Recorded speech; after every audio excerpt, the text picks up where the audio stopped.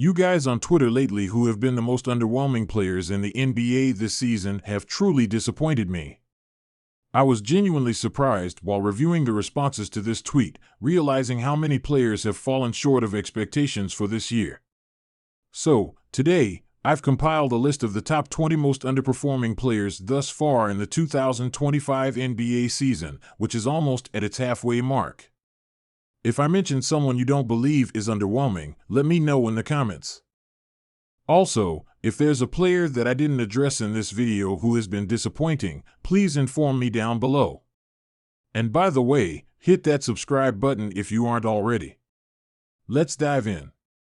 I think he could be seen as the most underperforming player in the NBA this season, which is crazy since he was extended during the offseason. He got the keys to the city and was on the Olympic team recently, and that's Bam Adebayo of the Miami Heat. Bam was expected to add more three-point shots to his game this season, and for the first time ever, he's attempting over 6 threes each night, averaging 2.6. However, he's shooting just 28% from behind the arc, and he is scoring the fewest points per game in his career since his third year back in 2020, at 15.9. He does not appear to be the offensive player we've seen over the previous 4 years, where he averaged more than 18 points. Bam has also been an all-star for the past 2 seasons and has finished in the top 5 for Defensive Player of the Year voting. I'm uncertain if that will occur this year, as he is currently behind Evan Mobley, Jaren Jackson Jr., Vu Dort, Shea, and Rudy Gobert for that award, with Wemby being the favorite and shooting 45% from the field as a center, while not replicating his past defensive prowess as the league's top defender. Bam remains a good defender but is held to a higher standard. I thought this season might be the first in which he could win Defensive Player of the Year, especially with Jimmy Butler currently suspended from the Heat amid all the drama. This has been a letdown for Bam, as he hasn't progressed offensively this year while being in his prime at 27 years old. Next, let's discuss the Chicago Bulls in the Midwest. I considered mentioning Josh Giddey in this video but chose not to. Instead, I will address someone the Bulls awarded a $90 million contract in the offseason, Patrick Williams. I'm unsure who the Bulls were competing against to grant Patrick Williams that $90 million, which amounts to $18 million every year until 2029, while Patrick Williams has taken another step back offensively. I remember last season he started poorly but improved before getting injured at the end of his 4th year. Now in his 5th year, he has started 30 out of 31 games this season. He's currently averaging 9.4 points, a drop from the past 2 seasons, shooting 36% from 3 and 38% from the field, alongside 4 points, 2 assists, and under a steal and a block per night. With only 27 minutes of playtime each game, he doesn't seem like an impactful player and appears to have lost some of the speed and athleticism we observed during his early years in Chicago and at Florida State. At just 23 years old, he might follow a career trajectory similar to DeAndre Hunter, potentially seeing a breakout in year 6 or 7. However, right now, Patrick Williams has been a letdown for Chicago this season, which has been oddly underwhelming for them. They're neither good nor bad, just mediocre, which is the worst possible outcome as they don't possess their first-round pick this year if it falls outside the top 10. I believe Patrick Williams has been central to the Bulls' disappointments this season, but at least he's been playing. In contrast, the next player I'm discussing was suspended for 1 game this year and has only participated in 9 games, Zion Williamson. Last year, we finally witnessed a healthy season from Zion, as he missed only 12 games, playing 70, and we saw Point Zion thrive in the Pelicans' offense. The team had playoff hopes this season, but not just Zion. Everyone in New Orleans has faced injuries this year, as the team has been largely plagued by health issues outside of G-May, who's participated in every game, but when Zion suffers a hamstring injury and misses time, we discover there's a clause in his contract allowing New Orleans to release him without paying a single dollar of his remaining deal. He returns, but has to sit out another game due to conditioning concerns, and then he misses the team flight, prompting a 1-game suspension from the team. It feels like when it rains, it pours, and the current situation surrounding Zion Williamson in New Orleans isn't optimal. Ultimately, I believe Zion and New Orleans may need to part ways. A change of scenery might benefit Zion.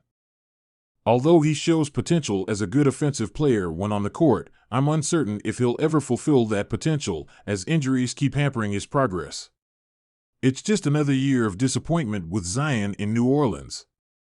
Before resuming the video, I want to mention today's sponsor, Underdog. Underdog is undoubtedly the best platform for engaging in fantasy sports throughout the remainder of the NBA season and into the playoffs. My favorite bet that I frequently utilize. I wanted to highlight a Minnesota Timberwolves player in this video, as I feel they've been somewhat underwhelming since the Carl Anthony Towns trade late in the offseason. You could mention Anthony Edwards if you believe he has the potential to become a top 5 player in the NBA, or perhaps Julius Randle, Rudy Gobert, or Mikey Clay. However, I'm going to focus on Jaden McDaniels, who received a significant extension from the Washington Wizards a few off-seasons ago. He's earning $23 million this year, with that amount increasing each year until 2029, when he will make $30 million. It seems he might be regressing offensively since the 2023 season, as McDaniels is currently averaging only 44% from the field, which ties his career low. He's shooting just 33% from 3, marking the second lowest percentage of his career, and he's averaging 10 points, 2 points less than during the 2023 season, along with just above 1 assist per game and 5 rebounds. I do believe McDaniels offers some value on defense. He's been more engaged in the passing lanes this year and is using his length and wingspan to achieve career highs in steals and deflections. Nevertheless, I wish Jaden McDaniels would make progress offensively. Perhaps this stems from my own high expectations for McDaniels, who is just 24 years old, and I had hoped he could eventually become a strong third option behind Ant and Carl Anthony Towns. Now that Cat is no longer present, Randle may not remain on the team after the February trade deadline. I hope McDaniels can enhance his game with greater aggression and improved shot making, but perhaps that won't happen. Please share in the comments who has been the most disappointing Timberwolf this season. For my next player, it feels more about the fan base than the player, and that has to be Jimmy Butler in Miami.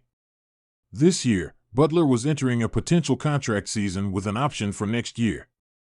I expected a focused, driven Jimmy Butler, possibly believing he could have beaten Boston in the first round or Philadelphia in the play-in tournament if he hadn't been injured.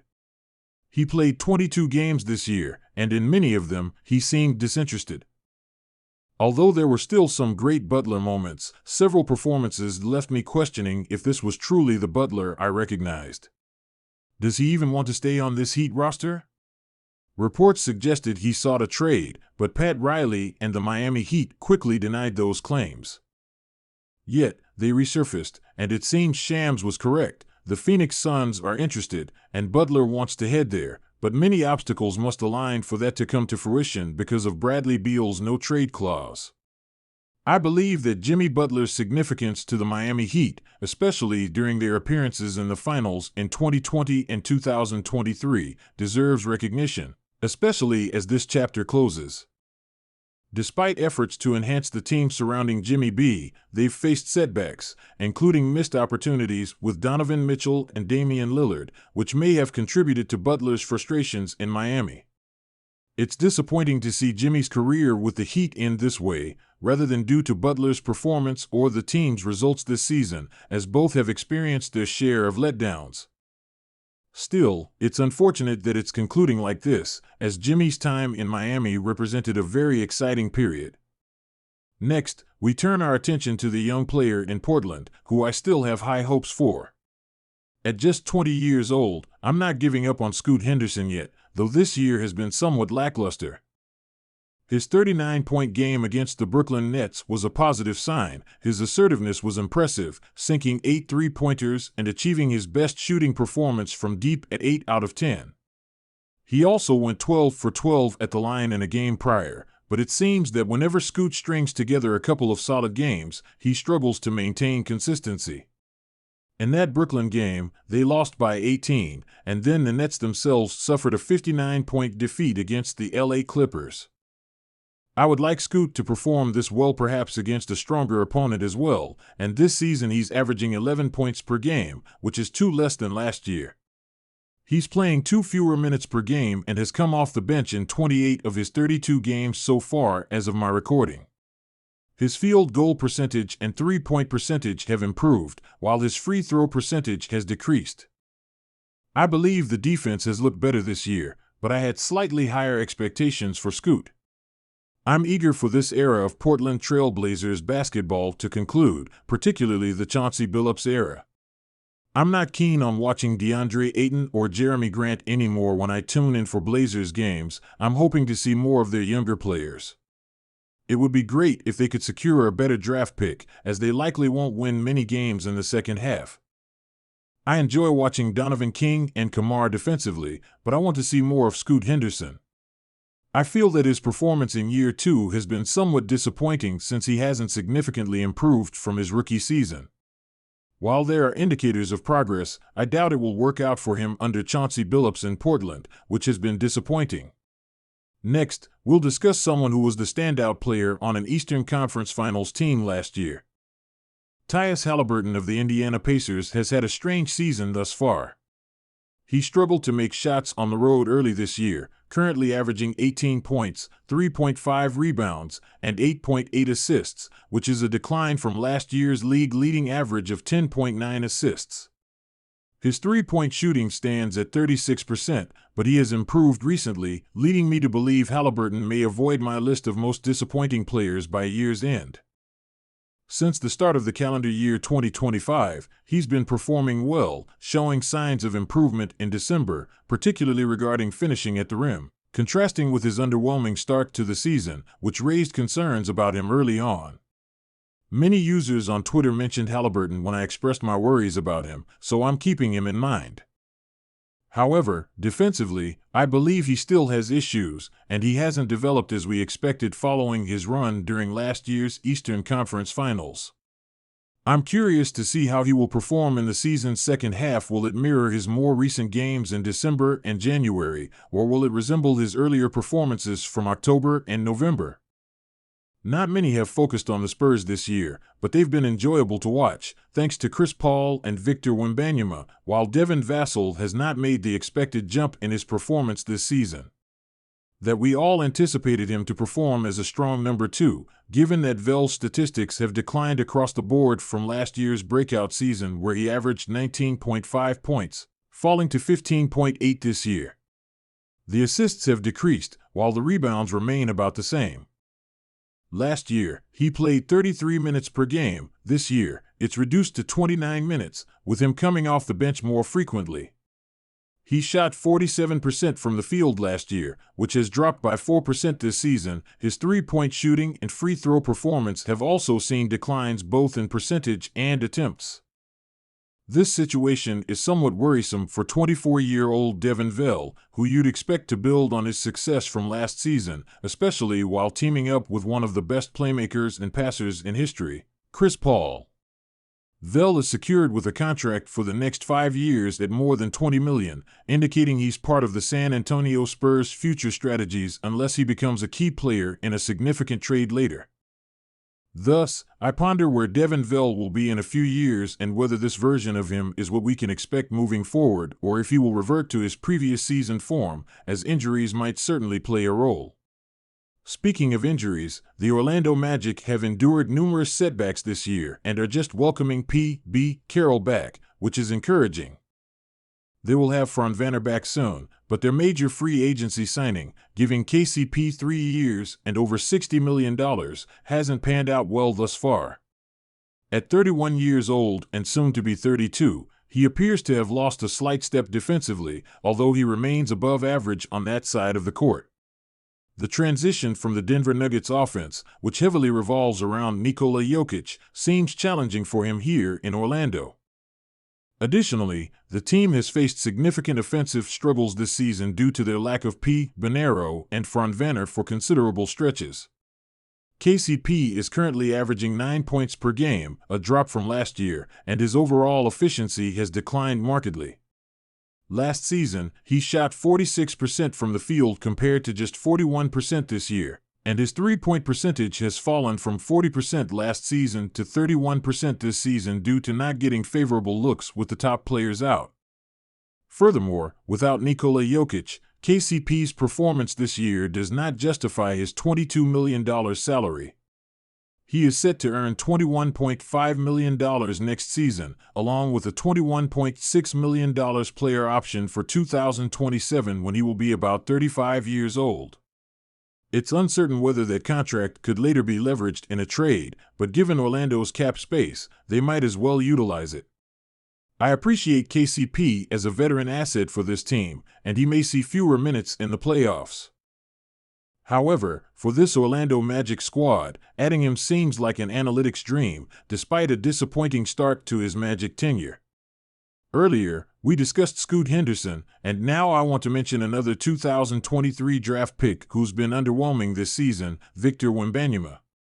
Just kidding, it's Brandon Basie in Golden State, who I had pegged for the 8th pick to Indiana in a redraft at the beginning of the year. I'm uncertain if he'd even make the lottery anymore, as he hasn't been used to his full potential, reminiscent of his prior season in Golden State. This year, he's putting up only 8 points, 4.5 rebounds, and 3 assists, shooting 40% from the field but struggling significantly with his three-point shooting, which has dropped to 29% compared to the 38% he shot last year. His usage rate hasn't changed much, so he's been just as integrated into this Warriors offense as he was last season. Nevertheless, he's seeing slightly more time on the court, splitting his minutes between shooting guard and also the 3 and 4 positions, which is somewhat confusing. After losing Klay Thompson in the offseason, they brought in players like Buddy Hield and Dennis Schroeder, which will likely push Brandon Basie down a bit. I do wonder if he will be traded this year at the deadline. He clearly lost a significant amount of value compared to what the Warriors had with him in the offseason when he could have potentially led a deal involving Larry Markkanen, which is no longer an option. I previously mentioned KCP not being an exceptional signing from the 2024 offseason, so now I will discuss Paul George. The Philadelphia 76ers signed him to a huge 4-year deal exceeding $200 million. With his salary reaching $56 million in 2028 when he will be nearly 38 years old. Paul George faced injuries during the preseason and the start of the year with Philadelphia, and this season has been unfortunate for the team as a whole due to injuries. We'll discuss someone else shortly.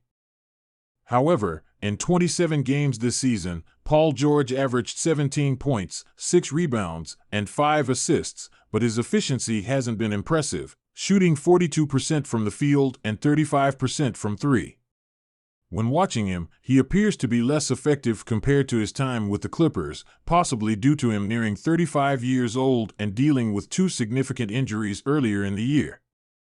This situation is quite critical for Philadelphia, as many praised them for utilizing their max cap space on Paul George, hoping to form a big 3 around Tyrese Maxey and Joel Embiid. However, he has shifted from being the second option in LA to the third option in Philadelphia whenever they are fully healthy, which is not frequently. As we consider CU, you know what, I need to mention Joel Embiid. We could also include Tyrese Maxey because he has struggled to step up as a primary option with Paul George and Joel Embiid sidelined. I didn't have high expectations for Tyrese Maxey, but his struggles are definitely significant, especially as a number 1 compared to a number 2. Joel Embiid is facing yet another year of missed games, and I question his decision to participate in the Olympics. I understand the value of a gold medal, but it hasn't really set him up for success this season, as he has only played 13 games thus far, averaging 24 points and 8 rebounds while appearing unwell on the court. He frequently misses 3 games, plays, misses 3 games again, and maybe that's what Philadelphia needs to do to ensure his health during the playoffs, as he hasn't been healthy in that period for quite a while. Currently, this team is sitting at the 11th position in the Eastern Conference. If they were in the play-in tournament, I'm confident they would emerge successfully. However, the question remains about how they would fare against Cleveland or Boston in the first round, likely resulting in an early exit. Furthermore, Embiid and George are both another year older, and this is the 2023 MVP, who was performing like an MVP before his injury last year. It feels like a completely different situation. A different Joel Embiid appears when he's on the court, and his playing time is unpredictable. That has been disheartening for the 76ers overall. I have many friends who are Sixers fans in Philadelphia, and their interest in the team has waned. They're more focused on the Eagles and the Phillies. In fact, there were more Knicks supporters than 76ers fans at the Wells Fargo Arena on a Wednesday night. Since Embiid is already 30, he has limited years left in his athletic prime, which makes the ongoing health issues frustrating yet again this season. Initially, this was meant to be Jamal Murray's spot, and several people tweeted at me about his disappointing performance this year. Although he started poorly, I don't believe he's been as underwhelming as some other players, so I've substituted him with someone else. I didn't anticipate much, but wow, he has really diminished his trade value in Washington, and that player is Kyle Kuzma. I was never a huge fan of Kyle Kuzma after his time with the LA Lakers. I appreciated him more as a supporting piece alongside LeBron and AD. Since his trade to the Washington Wizards, I haven't enjoyed watching him as a primary scoring option. This season, he hasn't been a reliable three-point shooter, ranking among the least effective in the NBA regarding volume and shooting percentage, taking 4 threes per game and connecting on just 25%.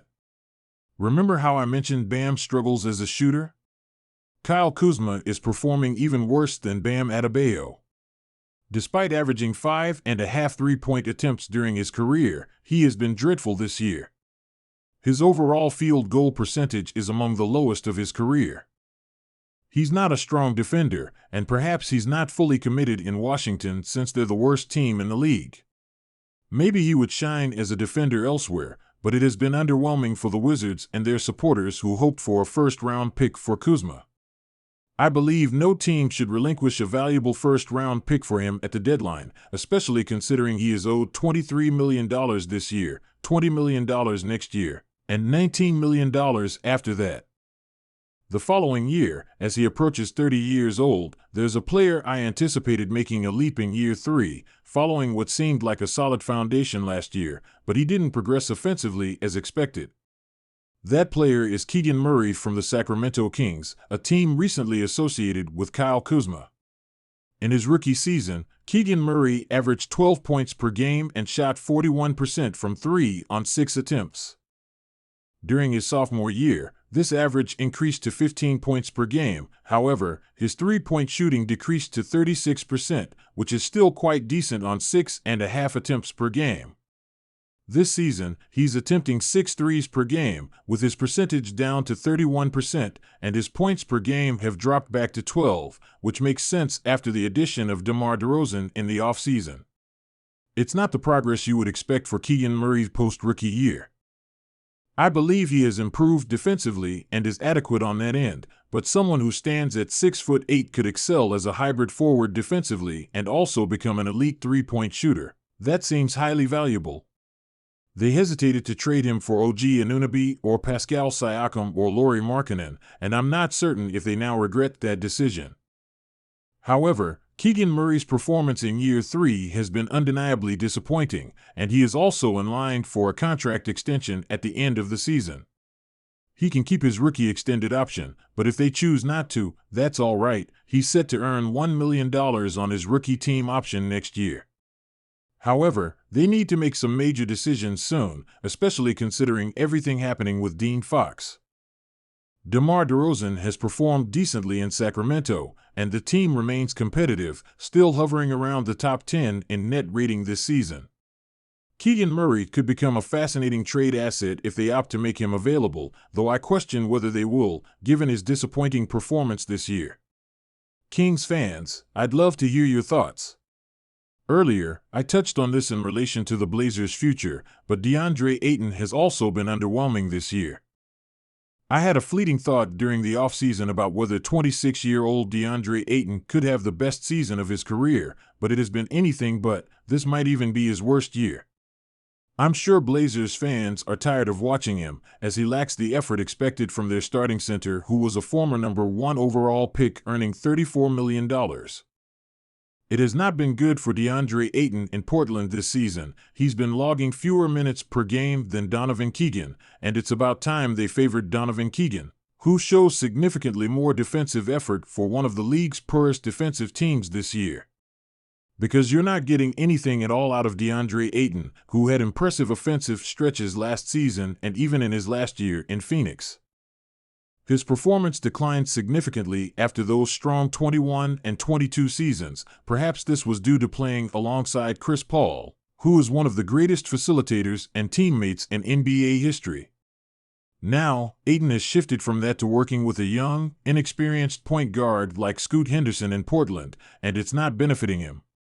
It's truly remarkable to see the decline in his career. I'm curious about what his next contract will be. I'm sure Pacers fans and their front office are pleased that Phoenix matched that contract offer when they were ready to give him a rookie max extension a couple of off-seasons ago. I'm really looking forward to seeing Donovan Keegan in Portland, as it's just a much better situation right now. I also wonder if they can even trade DeAndre Ayton anymore. Who would be interested in him? I feel like this player has been a bit underwhelming this year. Jazz fans, feel free to correct me, but Lauri Markkanen may be having his worst season in Utah so far, possibly due to the fact that the Jazz are one of the weakest teams in the NBA, leading to a lack of motivation on both ends. This year, Markkanen is shooting 42% from the field, while last season he shot 48%, and during his first year in Utah, his shooting percentage was 50%.